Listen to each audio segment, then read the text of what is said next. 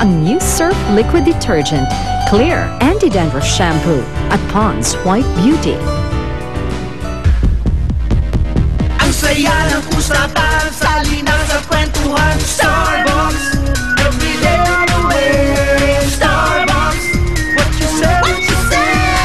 Starbucks, dyan kami saan ka man. Starbucks, join the fun everyone. Starbucks, dito kasali ka.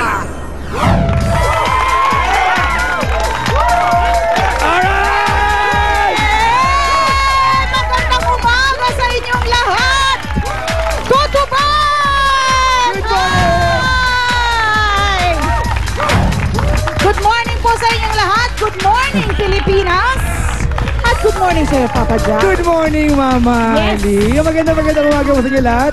At sa lahat ng mga kabakas namin dito sa Tutuban, good morning! At sa buong Pilipinas, hello po sa inyo lahat. At mga kaibigan, dahil po importante kayo sa amin, ayan, ang kwentuhan, dinala na po namin sa inyong kinaroroonan. Yes, kung saan kayo, doon kami. Dito po, patutunayan natin, ha? Na ang mga issue po sa showbiz ay issue nyo rin. Wow! Ha? Ang buhay mo, okay, mas artista ka man o taong bayan, yan po, basta kung ano ang say mo, siya ang panalo. Yan, mga kaibigan, dahil kayo po, special Tutuban, kayo ang aming all-in-one daily kachikahan, Mama Ali. Dito lang yan sa Starbucks! Dito, kasali ka! Bukod sa amin, ayan, bukod sa ating dalawa, meron tayong mga kasama. Yes. Araw-araw mga kapili po natin mga kaibigan. Ang ating kakonsyaba, kabakas na rin sa kwentuhan, ang kambal, MM and MJ! Hello, kambal! Yan! Guwapo! Grabe, Papa Jack! Sobra. Eto ha, paiinitin na natin ang umaga ng mga taga-Tutuban sa pamamagitan ng ating Yes! No! Is that true? Alright, okay.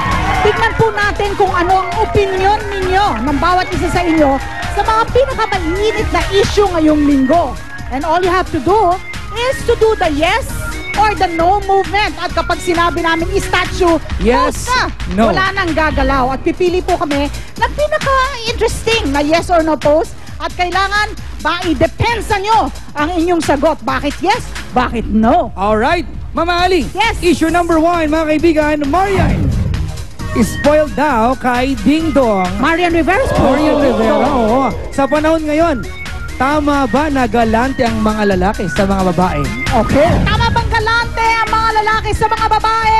Kambal, is that true? Ano ang laman ng utak mo? Ano ang laman ng puso mo? Yes! Yes! No! No! Yes! No! Is that true? Yeah! Okay, pipiliin ko na muna ang una nating naka-statue. Yes, ang sagot niya. Ayun, ganda-ganda naman po ni ate. Ganda naman ang mood ko, nakita ko maganda ngayon. Okay, bakit po yes?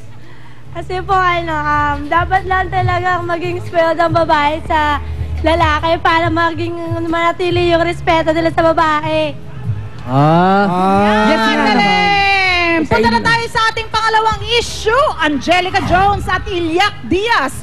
Tuloy ang bangayan.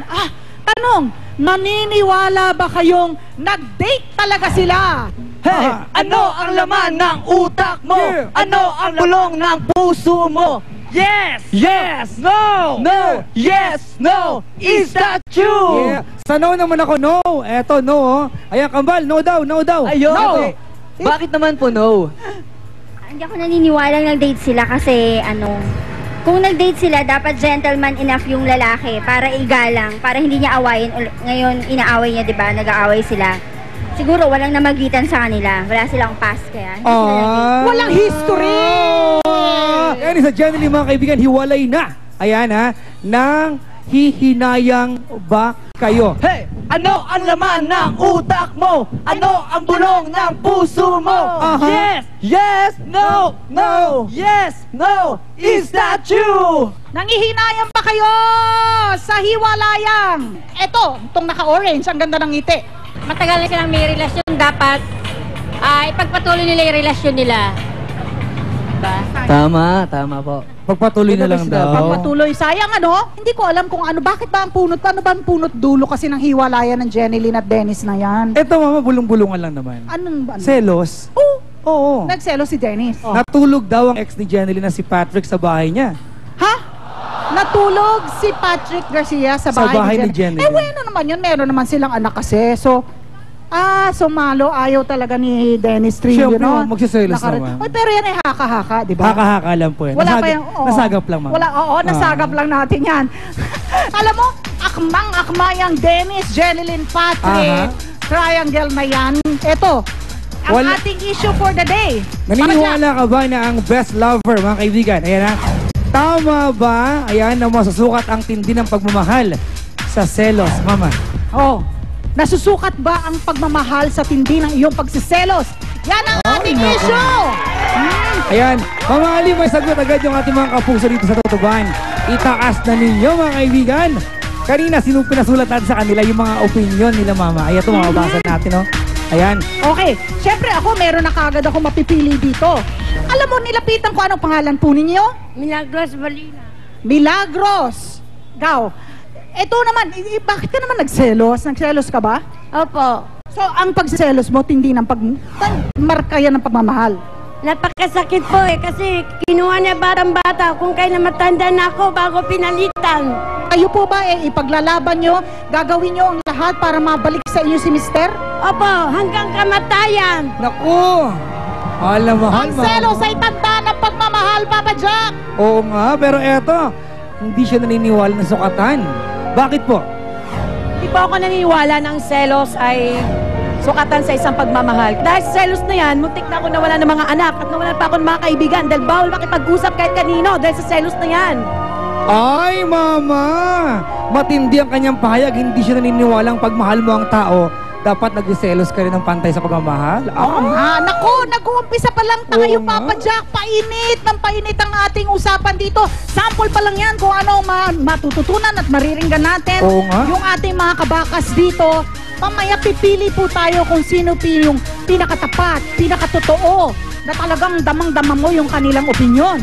Tama ka. At mag-uuwi yan, pipili tayo ng Star of the Box. Oo, Mama. May regalo yan, mga kaibigan, ha? Sa pagbabalik po ng Starbucks, meron tayong Starbucks exclusive. Dito lang yan. Dahil nga, mamaya, dahil dun sa baka kasama natin, ang ating exclusive po na nasagap, si Ding Dong daw, may pinagseselosan kay Marian Rivera. Yan po, malalaman natin sa pagbabalik po ng Starbucks. Dito, kasali ka!